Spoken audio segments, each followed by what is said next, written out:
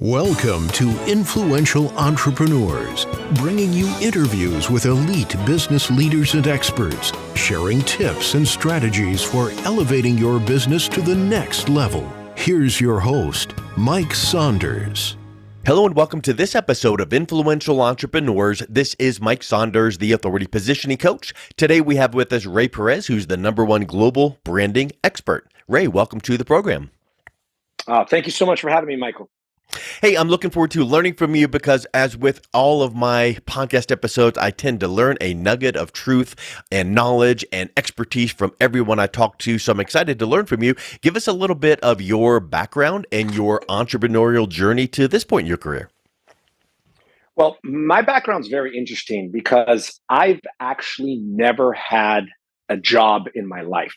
I've been an entrepreneur since I was 14 years old, when I started my very first business, and it was a lawn service.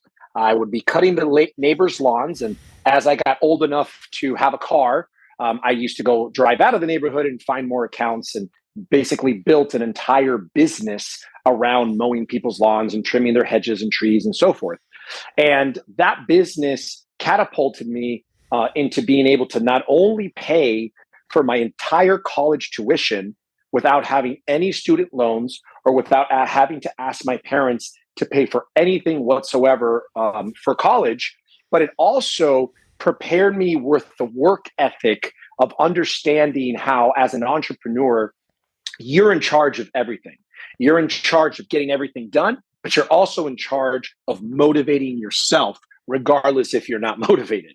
And what happened was that when I was in college, I had a friend that we were working together in a network marketing company, and he invited me to support him in promoting a nightclub event party in South Beach in Miami, Florida, because he knew that I was in a fraternity and I knew a lot of people and I was relatively popular. So he felt that I could get a lot of people to show up from college to this party.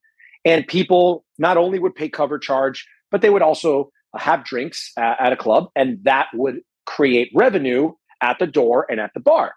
And he would pay me $4 per person that attended the party, and he would give me a percentage of the bar revenues that he received from the club. And the first night, I made $800 cash. And that's when I realized, oh man, this is the business I need to be in. I'm never punching the clock. You can't convince me otherwise. That was it. And goodbye, Ray's Lawn Service. I actually sold that business for about $25,000 to another, gardener, and that took off my first company, which was my promotions company. This is Nightlife Entertainment. And were you doing that business while you were going to college then? Yes. So I started the nightclubs based on that one event when I was asked to support and help this gentleman. But when I saw how much I made as the promoter through him, I thought to myself, wait, I wonder how much he made.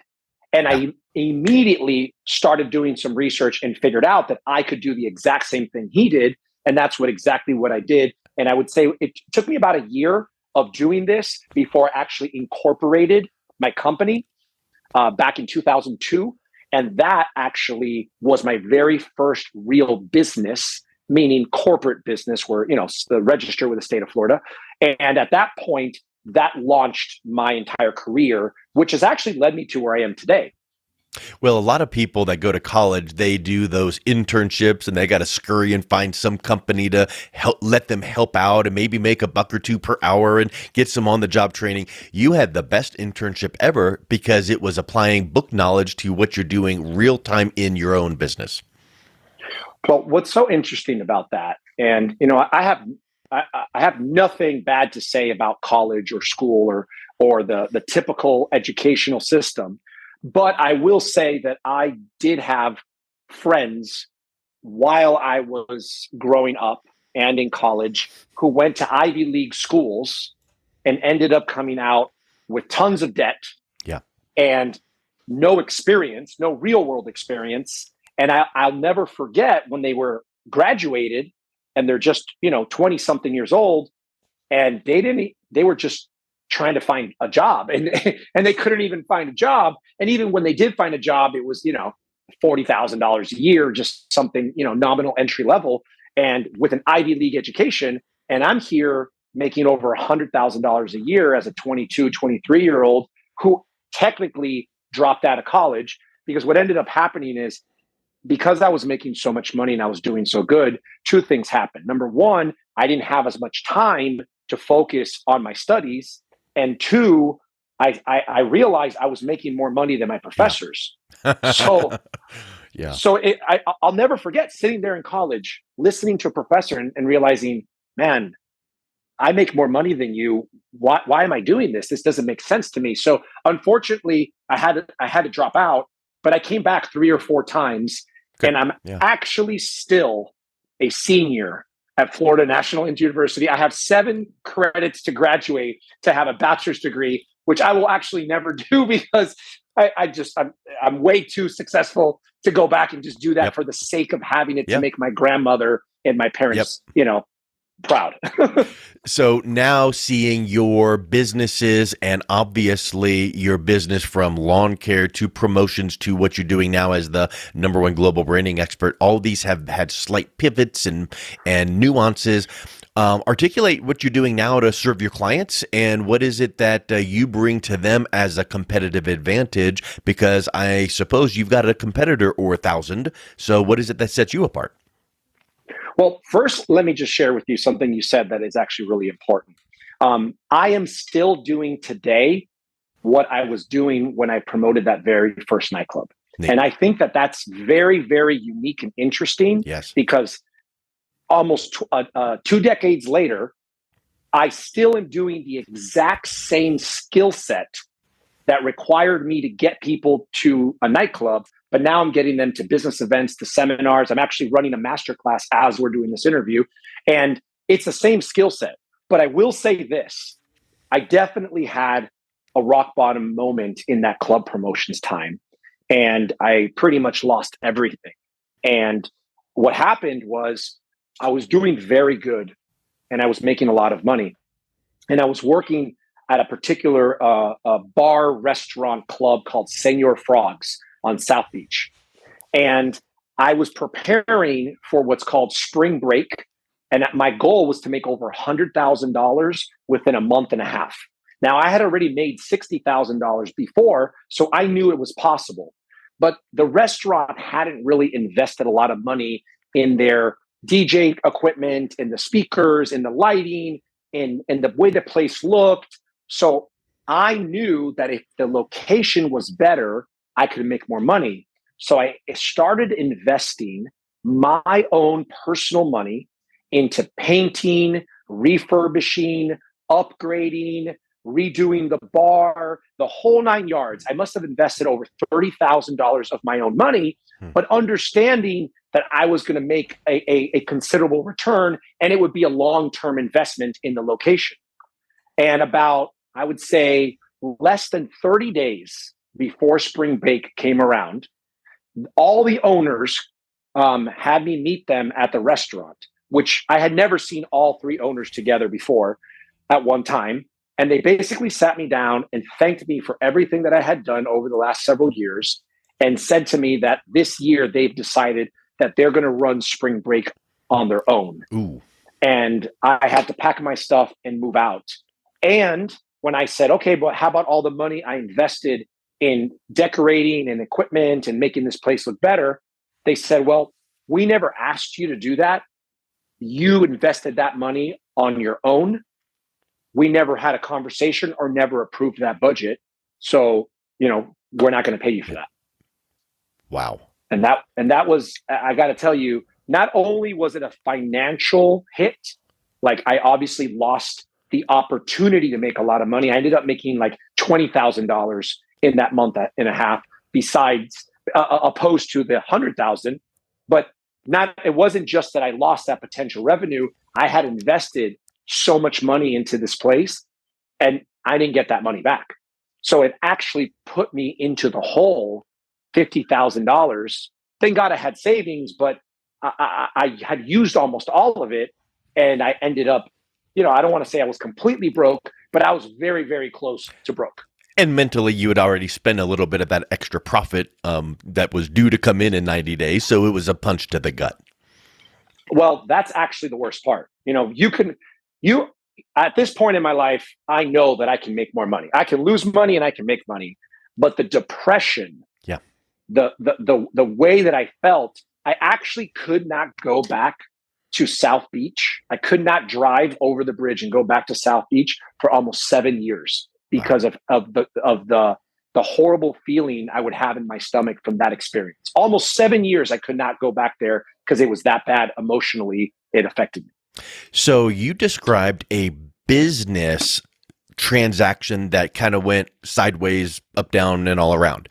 But that had and continued to have personal impact on you. So talk a little bit about how an entrepreneur needs to recognize that, yes, your personal and professional life are separate, but there are integrations there that you need to realize one is going to affect the other positively and negatively. I think that's a huge point that most entrepreneurs, at least in the beginning or when getting started, don't realize. And I hate to say that I feel that it almost takes having these types of moments occur in your life and career to realize that if you really want to be successful in business, you really got to take care of your personal, your physical, your spiritual life because as human beings, we're not one way in one area and different in another. There's a whole thing about business and personal. You are who you are in every area of your life. And if you're not aligned with your personal relationships, if you're not in line with your spiritual relationships with God, if you're not physically fit, all of that will directly affect your business, whether you realize it or not.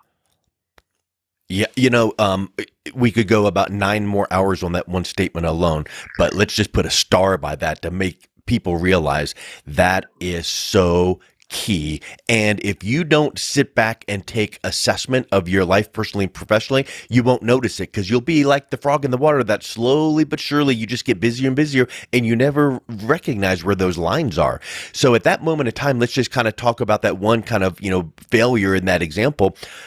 How long did it take you to learn the lesson and move on? You mentioned you couldn't go over the bridge for 7 years, but I'm sure you learned the lesson like, okay, next time something like this comes up, I'm not going to take this at its word. I'm going to make sure to do what? What was the steps that led you to more success in that lesson? Well, I think one lesson that I've been able to leverage ever since then in every business I've ever had, including what I'm doing today, is always have everything in writing. Yeah. It's so important that no matter if it's your family member, a business contact, your best friend, when you're coming up with an idea of how you're going to make any type of business relationship or transaction, it's so important that you document it in writing. And this is for a few reasons. Number one, you just have to remember, because what you don't realize is that you get busier as time goes on. You don't get less busy, right? You don't have less stress. You get more and more and more. And we could have agreed on something today, 6, 8 months, a year later, we forget what we agreed on. So we got to document it just to remember would be the first step. Number two, because we want to hold each other accountable to what we agreed on. And also we want to make sure that there's a way to countermeasure any potential problems.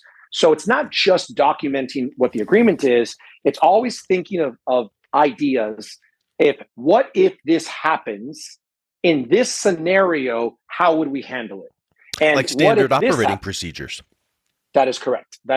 And that, I would say, is probably one of the best pieces of advice I can give to any entrepreneur at any stage in the business, is to always have it in writing, always think of all the possibilities of what could happen. And it'll never be perfect, but it actually does assist a lot in any type of negotiations or relationship issues that you may have, which could end up breaking a marriage, could end up breaking families, lots of people over money lose relationships. Yeah. And it's like Tony Robbins talks about constant and never-ending improvement. You never arrive. You never get to the point where I've learned all the lessons, I'm good to go. You're always polishing and improving nuances and tweaking this and watching this improvement. And, ooh, this wasn't a big train wreck. This was a little bit of a hurdle I had to move through. But so to prevent that from happening in the future, I need to make sure to what? So that was a big lesson you learned pretty early on in your career. Fast forward a few years or decade or whatnot. What's another big lesson that you learned that now has become a pillar in your doing business? So I would say I've had a few rock bottom moments in my life, and that one being probably the first. But I also had another situation when I was working with my uncle, which was shortly after this whole thing happened with the clubs, and he had a business, and he needed some assistance in growing it. And since I was very good in marketing, very good in promotions, he had seen what I had done with the nightclubs and events. He asked me if I would come and run all the marketing for his business. Now, I ended up basically running the entire business. But what ended up happening is we got to a point where every logistic, everything that was happening in that business came through me.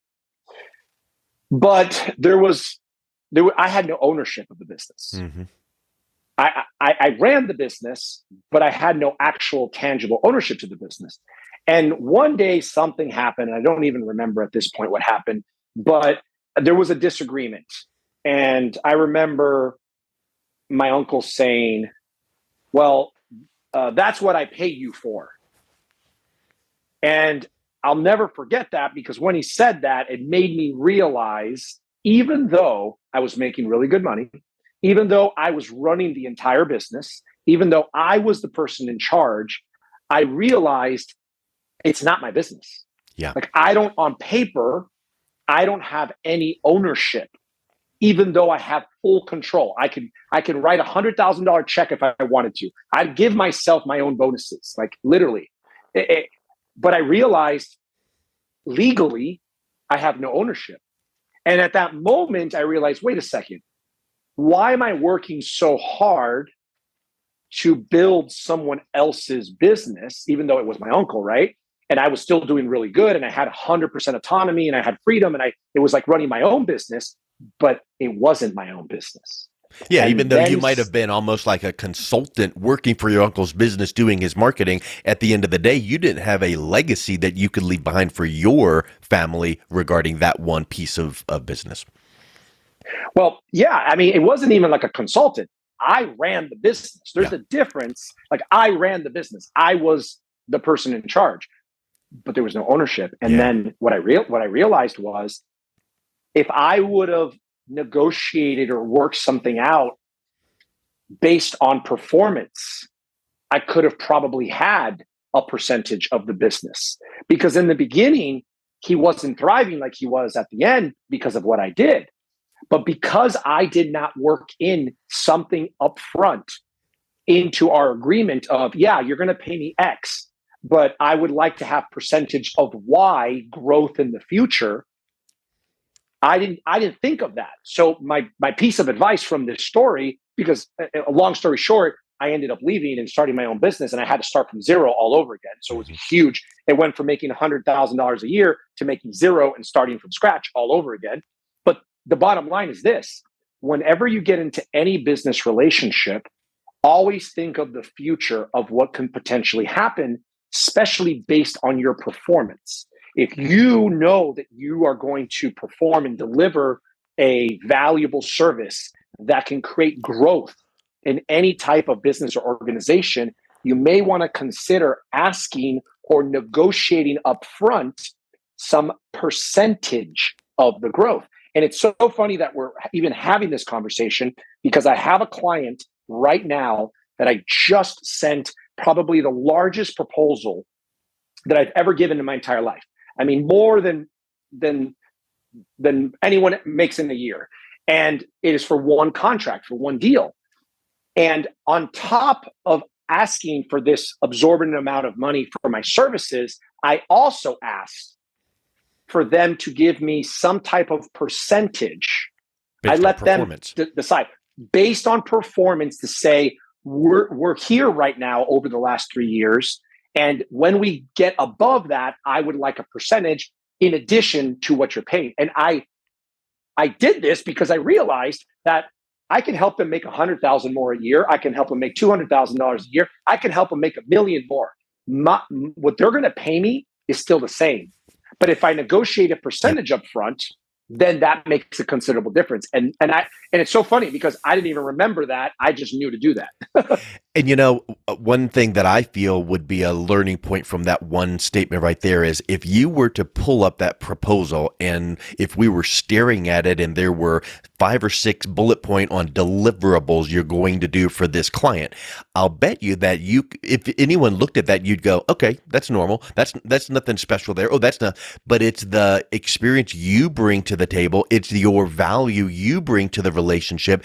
And you could have made that proposal 2 decades ago, back in the days when you were working with your uncle and doing the promotions, and it would have fallen on deaf ears. But because you have the confidence of past performance and proven successes you have delivered to clients in the past, that gave you the confidence that you can deliver on this. So it's these things working together, not only taking the swing at it and hitting for the home run swing, but you realizing that I can do it. I've got the value. I've done it before and I can do it again. And this client has not seen anything yet. So I think confidence is a huge piece to that equation. Oh, I agree with you 100%. Yep. One of the things that I've also discovered over the time and years in business is that through mentorship, there's a lot to not only be learned of what to do, but there's a lot to learn of what not to do. And sometimes those lessons are even more important than what to do because it can save you so much time, money, and headaches. And in the long run, the only thing more valuable than money is time. Mm-hmm. And entrepreneurs don't consider that if something gives you stress and frustration, that's actually taking your mental thinking time away from you. And you can't calculate how worrying over something is affecting everything around you. Yeah. So that's something huge that I've had to realize through many, many, many, many failures myself. So we've talked about some lows and highs and lessons learned, and you have to realize that you hear the old bootstrap and pull yourself up and dust yourself off and move on and keep an eye to the future and begin with the end in mind. All of those cliches we hear about. Each one of those steps takes faith to go, I can make that to the next step. But you also take a spiritual side of faith as a key pillar in your business. Talk a little bit about the faith that entrepreneurs should have in their business and how faith plays a role in your success. Yeah, I'm a very faith-based Christian. My business, thank God, is successful, I believe, because of my commitment and my faith. And it's something that I'm very open about. I wasn't initially. At first, I wasn't sure, and I think a lot of entrepreneurs in the beginning kind of may feel this way, where they're not really sure if the faith has a place in the business and if it could cost them clients or revenue. But what I've discovered is, if I believe in God and I have faith and I believe in Jesus and I'm open about it, and someone doesn't want to do business with me because of it, then they're probably not the best person for me to be doing business with anyway. Yeah. And there's always going to be someone else that wants to do business with me because of my faith, because of my openness. And I believe God's going to direct them to me. And in the end of the day, I'm not just going to make more money. I'm going to be more faithful, and I'm going to be happier, and I'm going to make more of an impact and a difference. And for me, making the impact and the difference is actually a lot more important than making the money. We've actually completely changed our structure of our business over the last few years, where we don't set goals on how much revenue we want to make. And then take a percentage and give it back to charity, because that's what we've always done previously. What we did now is we said, how much do we want to give to charity. Like we set a big number. I have $100,000 that I want to give back to charity organizations. Then that's between my church and nonprofits and so forth.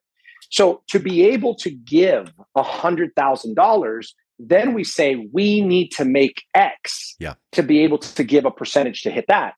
By shifting that perception of how we look at our business and not focusing on how much money we can make, but how much money we can give, not only do I believe we're more effective, but I believe it changes and affects the culture and how we feel, and we're making more impact and we're doing something better in the world. And I personally have a nonprofit organization called influencewithlove.org, and we support underprivileged youth.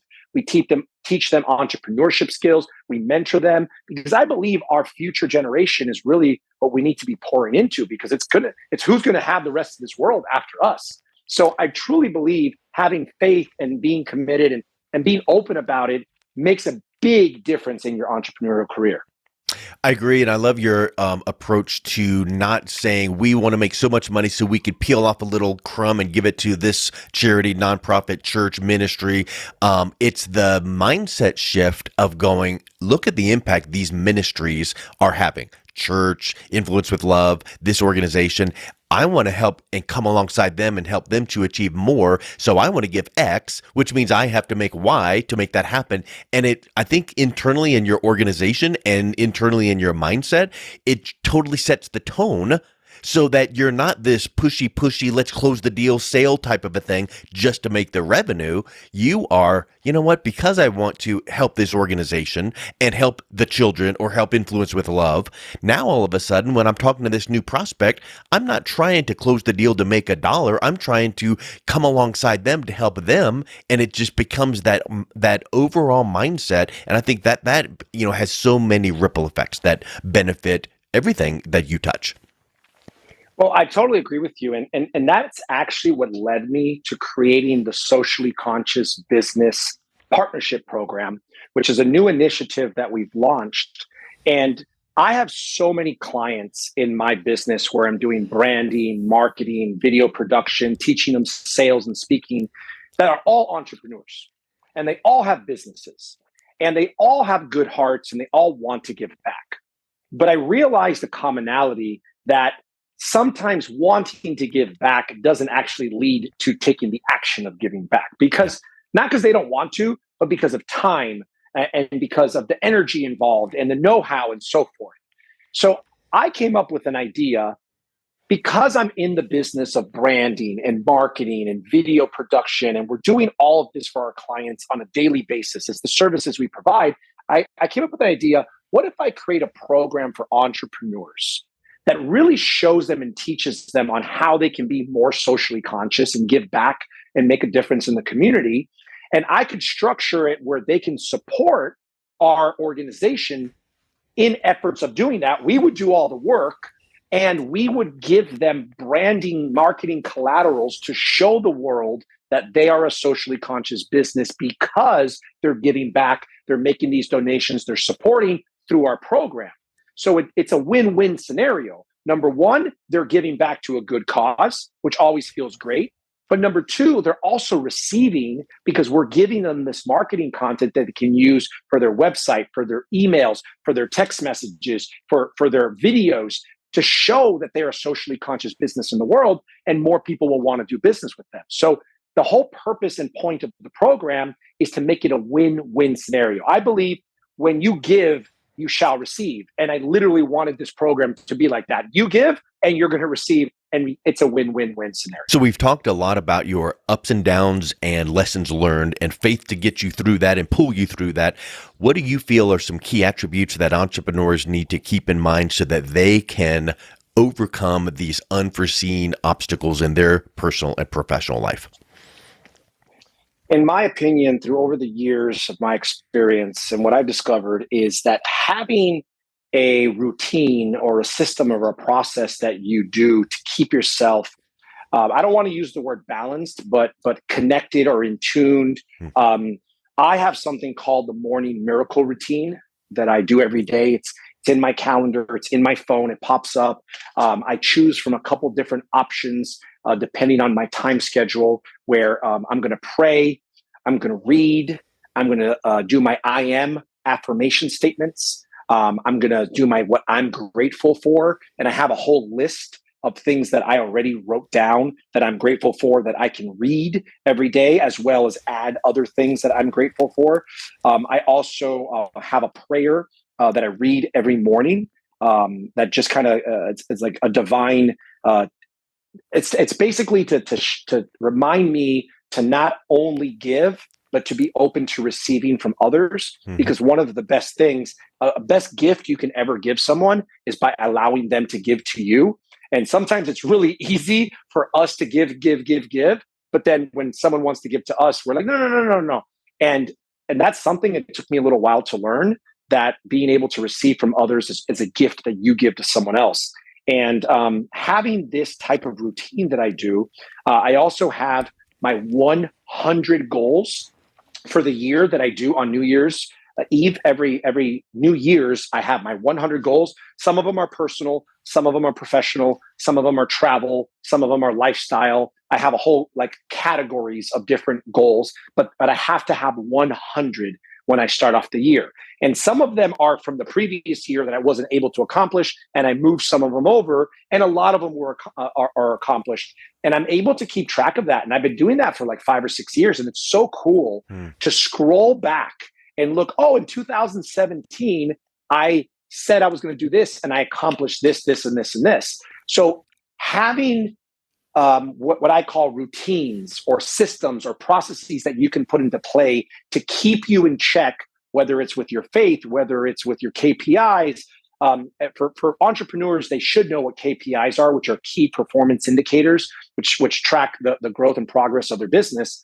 I created something that I shared with my entire mastermind community, which is KFIs, key fulfillment indicators. And I got this from one of my mentors and coaches, and I indoctrinated it into my process. And key fulfillment indicators are things that make you happy and bring you joy. It has nothing to do with business, because if you're going to take the time and energy to track things that are going to grow your business, wouldn't you do the same of things that make you happy and bring you joy? Doesn't it just make total sense? And it's interesting because you'll notice that most entrepreneurs, when you ask them, hey, what are the top 3 things that you enjoy doing that bring you joy? They get stuck at one. Yeah. They can't even say it because we're so wrapped up. And that just goes to show you how if we don't stop and look at what's most important, then we just start falling out of alignment. And that, I think, is a big issue and concern for a lot of entrepreneurs. Well, I think that's a huge point, because it's like the old management consultant axiom that we've heard for decades: what gets measured gets done. And if you as an entrepreneur don't have these key performance or fulfillment indicators, you're not measuring what you're doing and how you're headed. So I think that's such a key thing.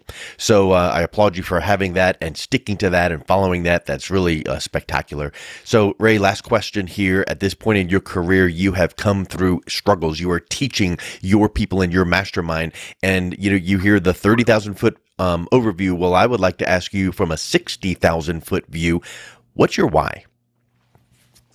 My why is all about making a difference and an impact.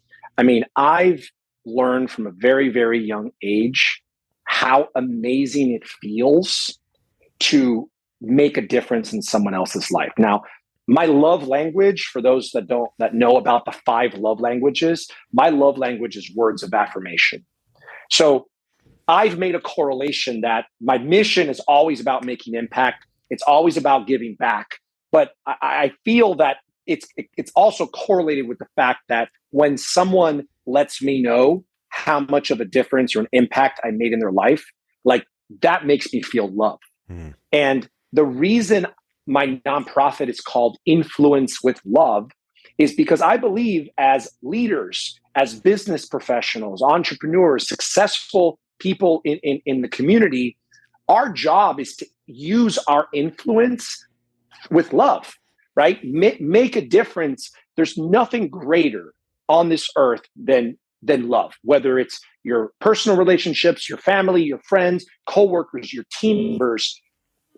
And I believe it's always about how can we make a difference and an impact in someone's life. And I just personally feel so blessed that I'm able to do that in my business, and that I've been able to be very clear on what my God-given talent is and what my purpose is, and that my business is in 100% alignment with my purpose that I'm clear on, that God has given me. So that alignment, that connection, that direction, you can hear in my voice. You're like, Ray, you're so passionate. You're so like, yeah, because Yes. I'm living my purpose. Right. Like Right. I'm in alignment. And when you can do that, you will feel like that as well. I love it. Well, Ray, it's been such a pleasure talking with you today and learning from you. What's the best way someone can learn more and connect with you? Absolutely. The best way to connect with me is on my personal site, rayperez360.com. You can connect with me on any of my social medias. You can see my websites, my podcasts, my videos, my medias. Everything is in one place. You can even call, text, or email me at rayperez360.com. Excellent. Thank you so much for coming on, Ray. It was a real pleasure talking with you. Thank you, Mike. Appreciate you. You've been listening to Influential Entrepreneurs with Mike Saunders. To learn more about the resources mentioned on today's show or listen to past episodes, visit www.influentialentrepreneursradio.com.